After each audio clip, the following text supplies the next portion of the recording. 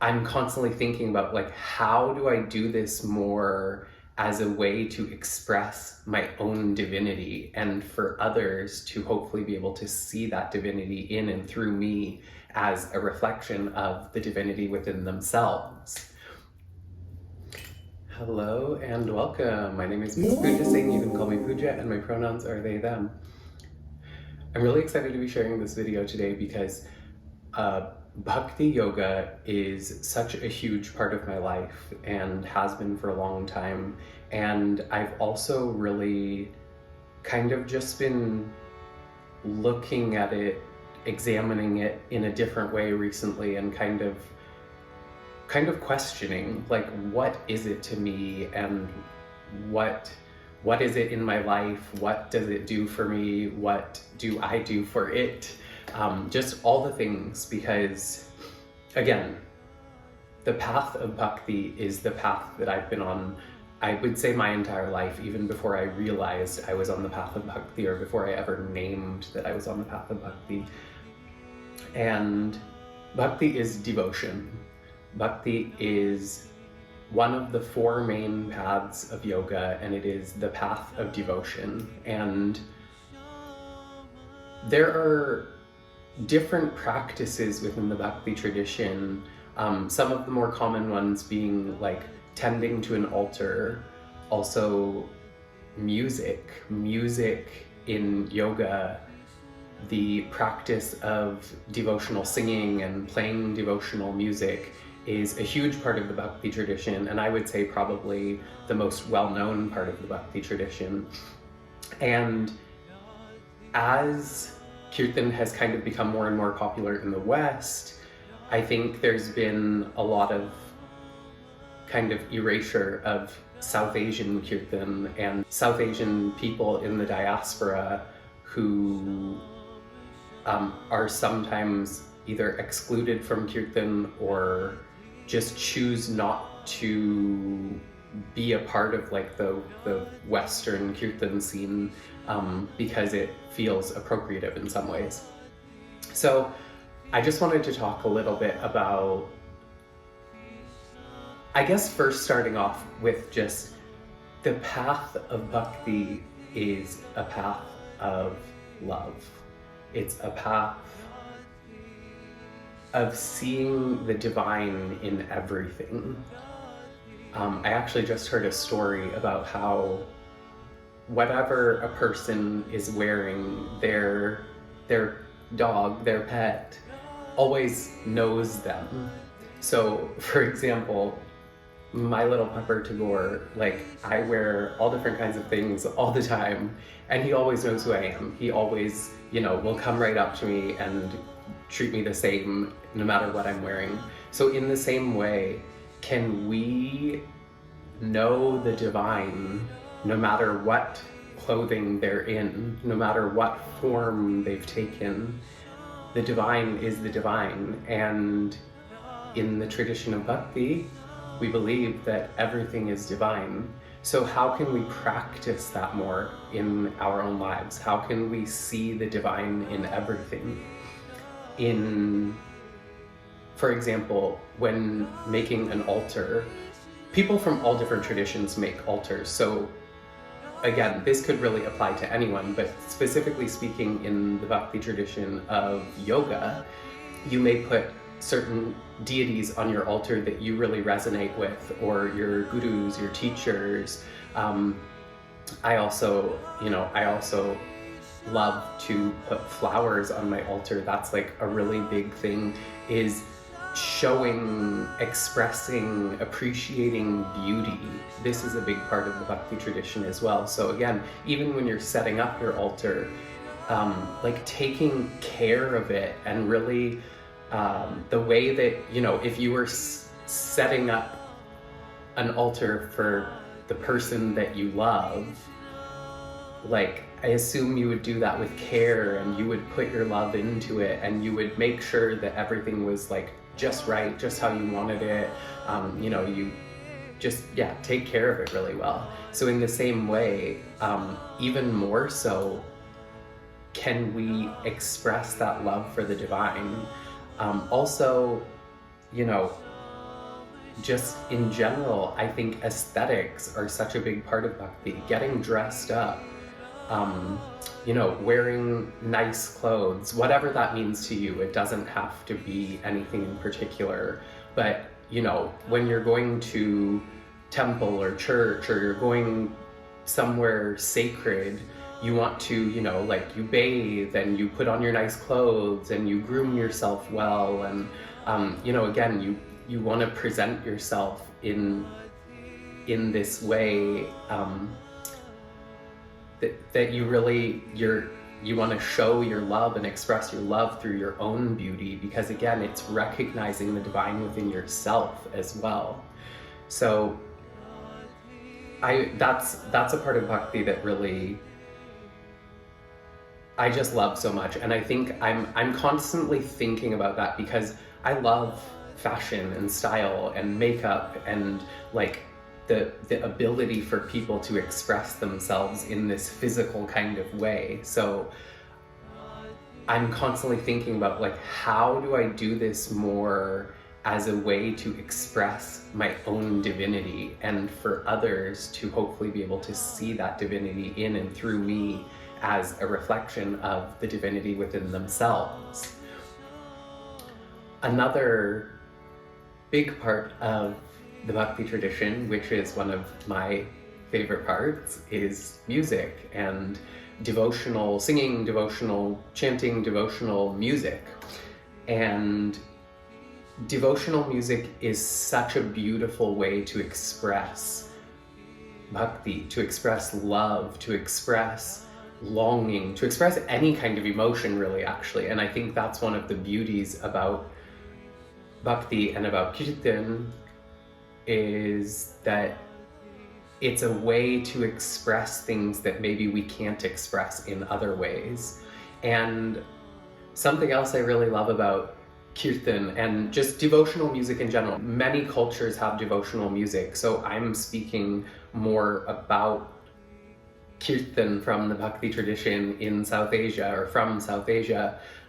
But for you, and even for me, I also come from a Christian background, and I also have spent a lot of time singing worship songs in church. And so in the same way, to be able to both as a solitary practice, to be able to sing on my own and to just be with the divine and to sing to the divine and only to the divine, is such a beautiful, intimate, meditative, healing practice. And also to be able to sing with others, to be able to sing in community, is such an incredible experience. I cannot express how I've probably had some of the most beautiful moments of my life singing with other people. So again, it's another way to express divinity in something that may seem mundane. It's like most people on this earth listen to music, so how can we start to use that music as a medium, as a tool to recognize the divine, to express that divinity within us in the fullest way that we can? That's one of my favorite things about singing with others, is that I find a lot of freedom in my own voice. And I often find that when I'm singing with others and I can really access that freedom within and for myself and express that, then others often feel compelled, inspired, whatever they feel, in some way that like, oh, I want to do that too, and I can do that too, and you can. So it's just such an incredible experience to sing with others, and especially to sing specifically devotional music. I really believe that any music can be devotional if you approach it that way, if you think about it that way, if you listen to it in that way. But again, specifically singing devotional songs that are written in a devotional way about devotional subject matter really can also just be such a deep experience.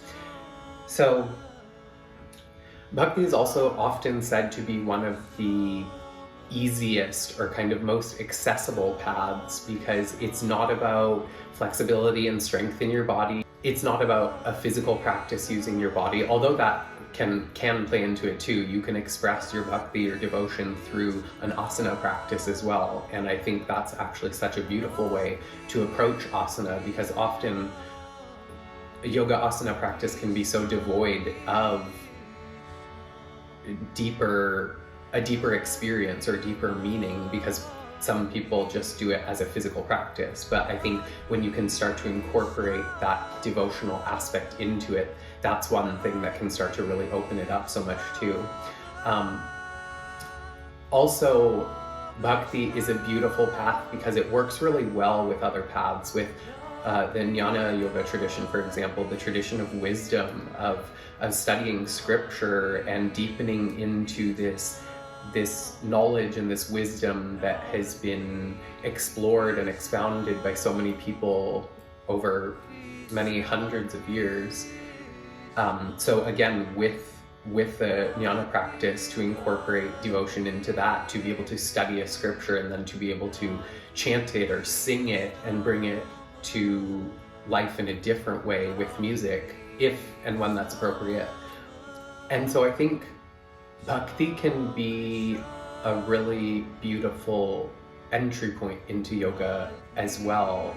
And it's something that I feel like people tend to either be drawn to it or they're not really drawn to it, you know, like people who are into, for example, people who are into kirtan tend to be like really into it, and they feel drawn to it, they feel compelled by it in some way, they feel inspired by it in some way, and so they want to experience it themselves, they want to participate, they want to do it, you know.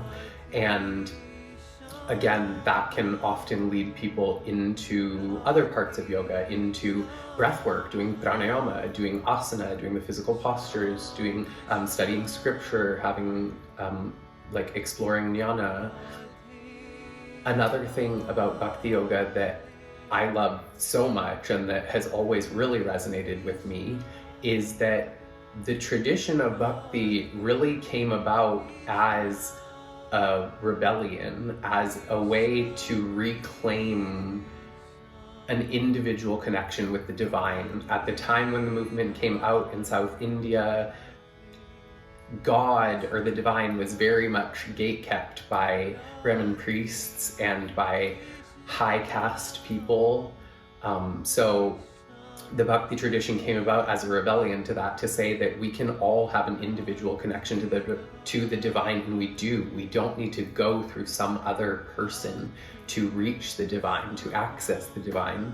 So it was very much a punk kind of movement, and people then started making music, you know, they started singing and chanting, they started singing in their own regional languages, they started singing their own folk melodies, they started just expressing their own bhakti through what they already knew. They didn't have to know Sanskrit and know all of the scriptures to be able to access God. They could access the divine through song, through music, through their own voices, through their own bodies. So I think this is so relevant today too. There are so many things that are gatekept, and there's so much oppression and so much control that people try to exert over others. And I think that's so true in religious and spiritual spaces, and with religious and spiritual practices. And so I think anyone can practice bhakti yoga. I think anyone can learn to find more devotion for something, for the people in your own life, for nature, for your work, for, you know, just humanity in general. My devotion compels me to work towards a liberated world for all beings. I fight for a free Palestine because I know that all those people are just expressions of the divine. All of those beings are expressions of the universe, of consciousness. They are the same kind of expression of consciousness that I am. So why would I not work towards those people having liberation as well as everyone else? So I hope that if you don't already have a practice of bhakti, if you haven't already started to explore this beautiful tradition, I hope that you will look into it a little more. I definitely have some other videos on my channel that you can check out. I have some kirtans that you can listen to and sing along to if you'd like. And I hope that you will start to see the divine more in your own life. I hope that you will start to see the divine in everything and everyone around you, as well as in yourself. With so much love and gratitude and devotion to all of you. Thank you for being here, and thank you for being you. See you soon.